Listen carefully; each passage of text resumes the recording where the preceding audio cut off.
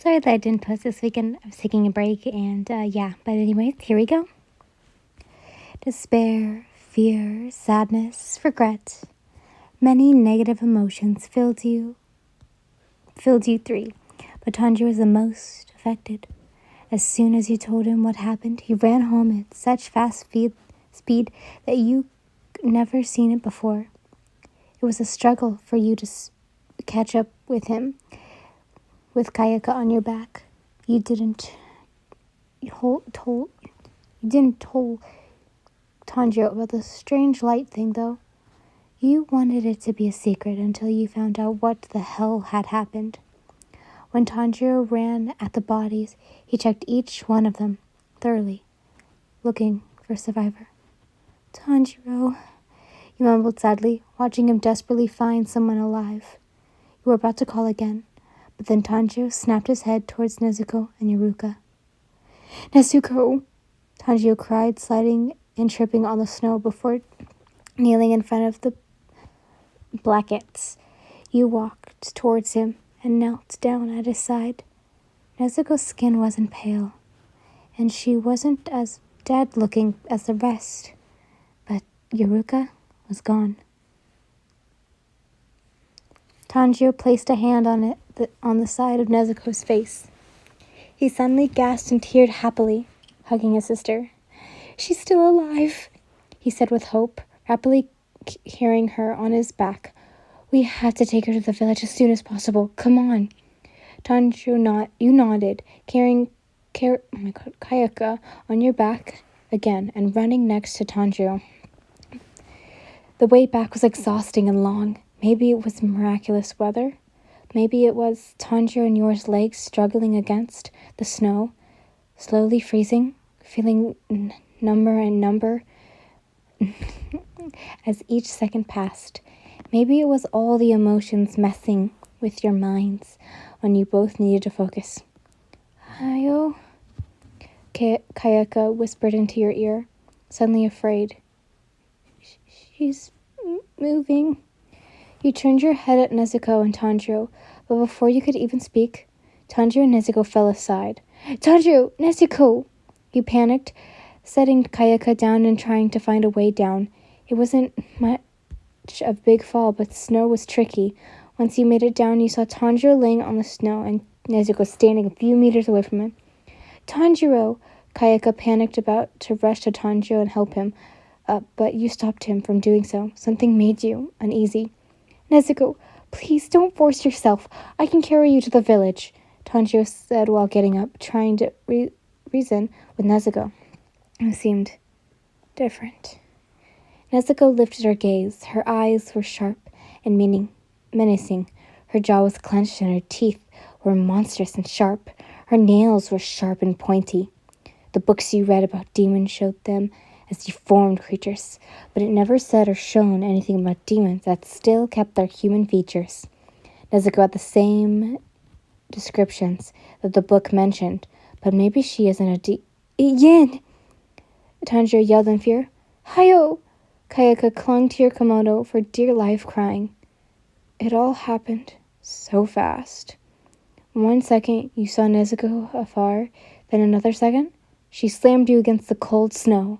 At least you managed to push Kayaka aside and stop Nezuko from biting your vitals by using the handle from the dagger that was hidden in your arm. You could use something from your bag to get her off you, but Kayaka had the bag, and you couldn't afford to put him in danger. Nezuko bit into the dagger with more strength and broke the handle. Now she was biting your arm with an incredible strength, making you wince in pain. Nezuko, let her go! She's Yin, your friend. You know who she is, Tanjiro said desperately, trying to pry her off you. Sadly, neither his struggles nor his words worked, since Nezuko began biting harder and growling more. Now the pain was worse, and blood slowly began staining your kimono. You could tell Kayaku did stab Nezuko with something, but she was still family, demon or not. As long as she was alive and kicking, you didn't dare hurt her. Tanjiro tackled Nezuko and held her down with the axe he was carrying. Kayaka, Yin, go look for help at the town. You nodded whimpered, carrying Kayaka, putting on your bag and running away. Once you and Kayaka were out of his sight, his head snapped at Nezuko, who was now the size of an adult. You panted, coughed, and even scraped your knee, but you never stopped running. The town was not very far, but the snow, the cold, your bag, and your tired legs made the trip a long one. Kayaka on your back didn't help your situation for the better, but compared to your physical constrations before, you were quite fast in endurance. Will Nezuko be okay? Kayaka asked, still processing all that happened. You smiled weakly at him, your steps slowing down. Of course she will. Kayaka smiled back at you with uneasiness. His eyes then fixated a small town just a half a mile away. He smiled hopefully, but a swarm of suited men interrogated the townspeople, turned his jovial eyes into fearful and panicked ones. Hayo, hayo! Your head was hung low, so you couldn't see what was going on in front of you. You were still too tired already. Your head spinned and you felt nauseous. Hado, the followers followed us. Kayaka tugged at your hair. With a gasp, you lifted your head and looked beyond. It was true. Your day slowly but surely was getting worse. Took them less than expected, you mumbled, setting Kayaka down and motioning him to keep quiet. He nodded. You two went behind the houses and thought cramped spaces, or somehow managed to fit in. There were some of the followers also behind the houses, so you two scrummaged inside the hotel you stayed when you first arrived. Part of the intrusion, you mumbled, then looked at the receptionist. This sure brings memories. Ian-san, Miss Wabanibi, the receptionist, asked you. She was just entering her hotel. You breathed out, yanked the lady inside the reception, and slammed the door. My mother has found me, and my nephew, you whispered, yelled, your eyes filled with against. Please, let me hide here until they go away. Miss Wabamimi looked at you and Kayaka. Thanks to Tanjiro's family, who spread out wide your entire life story, which made you scold Tanjiro and nearly made him a new scar, everyone in town knew about your situation, so they agreed to protect you when things turned worse. At the end of the hall, there's a fake wall where you can hide for a time being, she said. Thank you so much. You thanked running up the said place and opening the fake wall. It had enough space to fit you and Kayaka. Welcome, Miss Wabamimi greeted someone at her receptionist, adjournly telling you to hide, and there were followers inside the building. You choked a gasp and rapidly hid, carefully hiding and closing the door. Have you seen this girl? Her name is Yin Harumi, and she seems to be in this town, Amanda said. Miss Wabamimi seemed to pause for a second before replying. No, sir, I'm afraid I haven't seen her. You slightly sighed in relief. Well, if you see her, please do call us, the man said. Call? Miss Wabamimi said with curiosity. Oh my, you know, call with a telephone. The man tried to make Miss Wabamimi know what a phone was, but it was useless. He just sighed. Just be aware if you see her. Of course, Miss Wabamimi said. Footsteps approached your hideout and opened it. It was Miss Wabamimi. They're gone. You can come out now. Thank you so much, ma'am. You bowed. Miss Wabamimi smiled and nodded. Use the door in the back to leave. These people are everywhere. Yes. Thank you once again. You waved at her, carrying Kayaka, and looked for the door. It took you less than 30 seconds to find it, and as soon as you slid it open, 3 followers blocked the way. We found her, one of them yelled before lunging at you, trying to catch you. Stay away! Sorry. You yelled while taking out a small glass bottle from your bag. The label it had read, Poison Ivy Dust.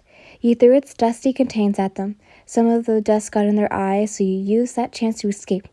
If only you could use a light from before to blind these people. But how did you do it? At least that helped me escape, you panted, still dodging and running away from followers. Ashuka. No.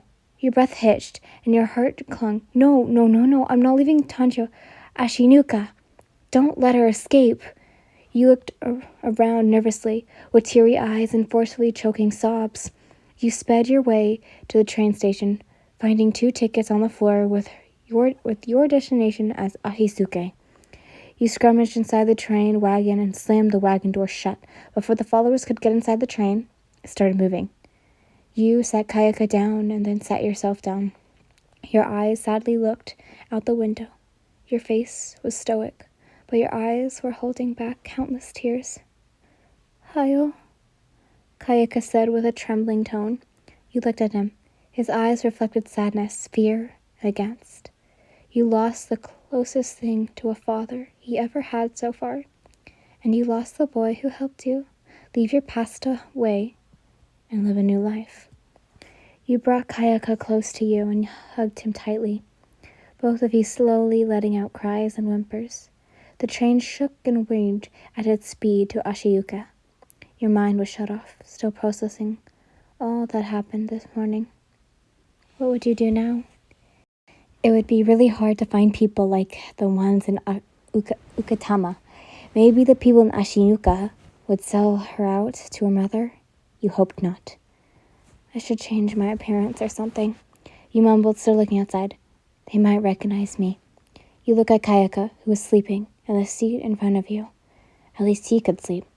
Maybe if I cover his face. You said to yourself, then shook your head. No, he wouldn't be a problem unless Mother wants to reveal our family shame. I knew he would leave you. Your mother yelled at your sister. Don't give me that crap right now. Your sister yelled back. And you respect your mother? Your mother slapped your sister. You really expect me to take care of your son? Your sister arrived home with a basket, which carried a 1-year-old son, her son. Your mother instantly knew what had happened. No way now they were fighting and yelling in the living room. He needs too much. I can't take care of it, your sister groaned. Why didn't you thought about that when you slept with that man? Your mother said angrily. Whoever I slept with or not is not your business. And who told you I slept with someone else? Your sister replied with a hiss. I never said you slept with someone besides your husband. Your mother asked with rage and venom. I said I didn't. Your sister pulled her long hair in stress. While they were fighting, you crept towards the basket. The baby was sleeping somehow. Your mother would probably send him back home with your sister. He would be treated badly, and he would see awful things under your hand. You couldn't let that happen.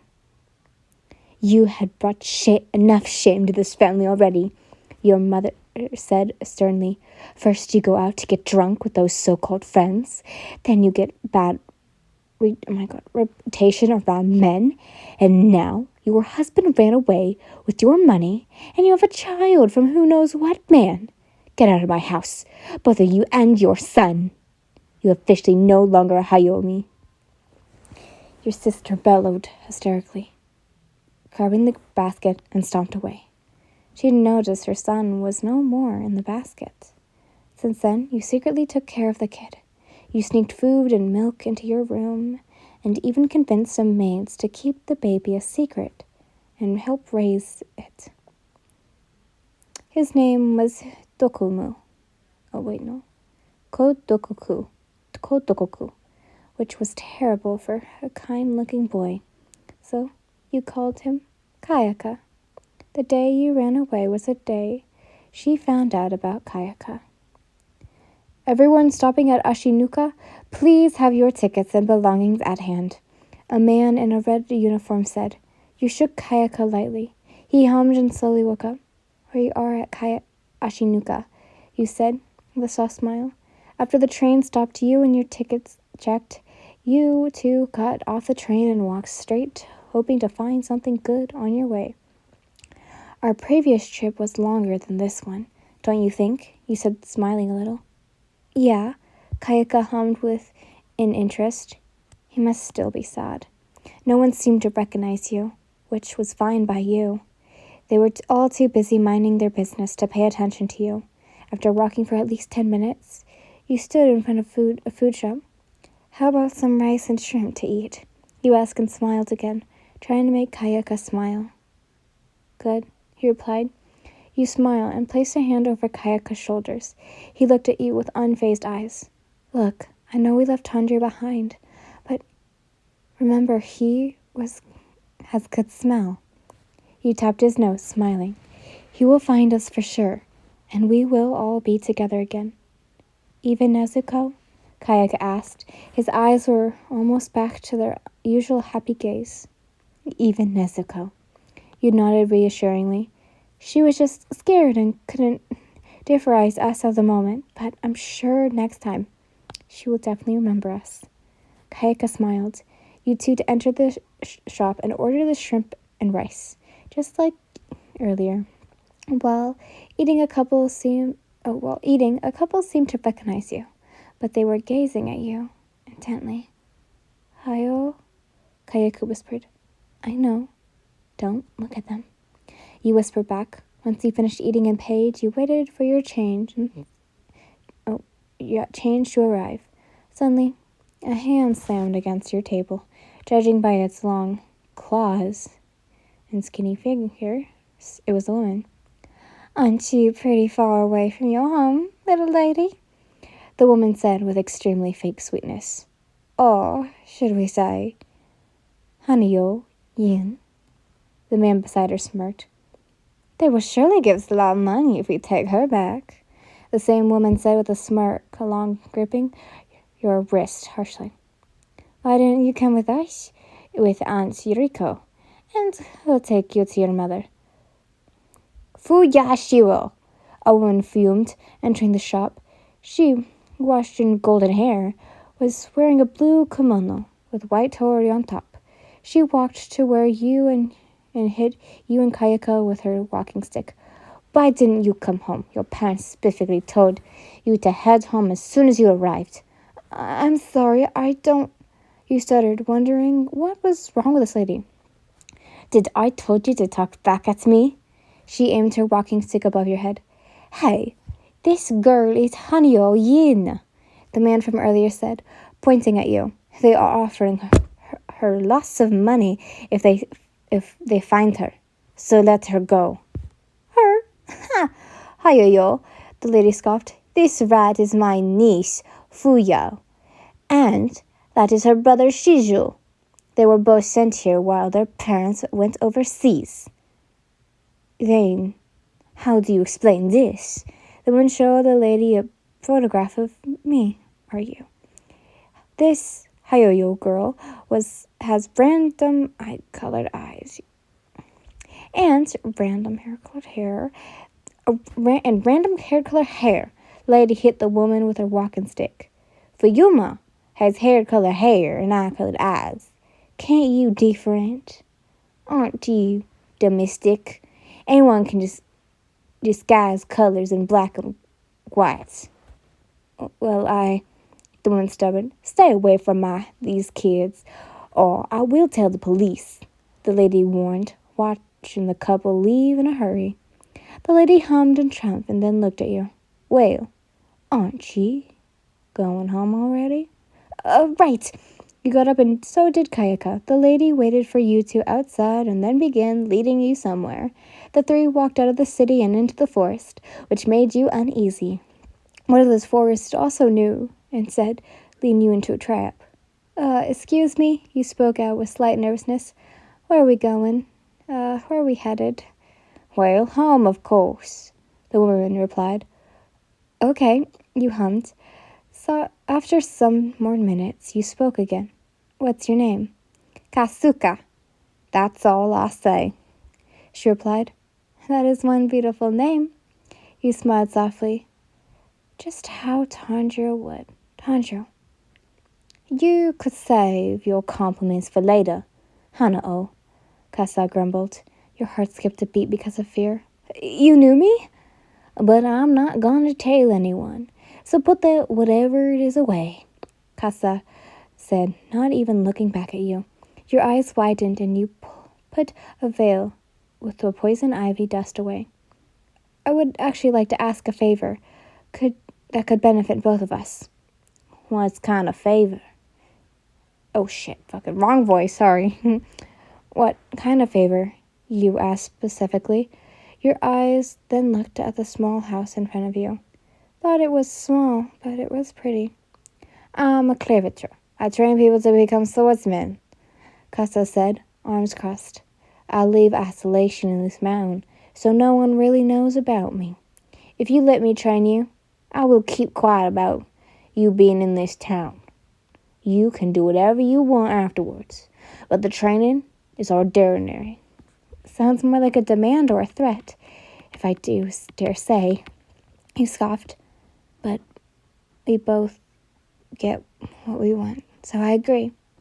Tomorrow morning, you start your training, Casa said. You will accompany it yourselves here today, and we will try along after you finish.